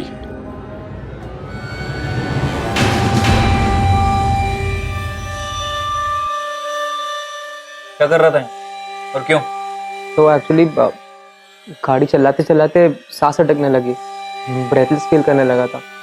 सोचा कि अटैक आने से पहले इनहेलर खरीद लेता हूँ। मैं सिर्फ दवाई खरीदने वाला था, ऐसा कुछ प्लान नहीं था मेरा सर।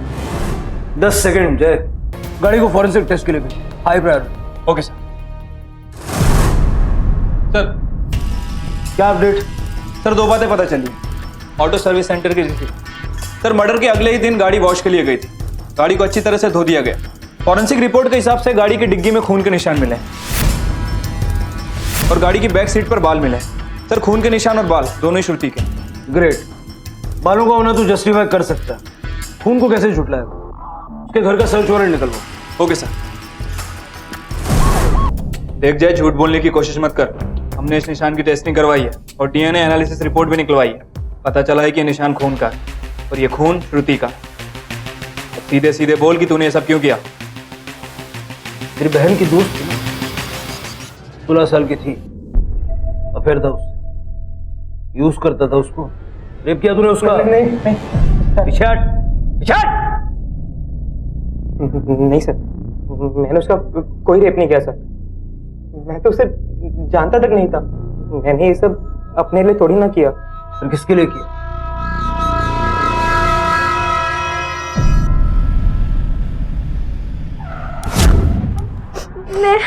मैं उदास थी क्योंकि मेरी बेस्ट फ्रेंड अनन्या किसी और की बेस्ट फ्रेंड बन गई थी, श्रुति की।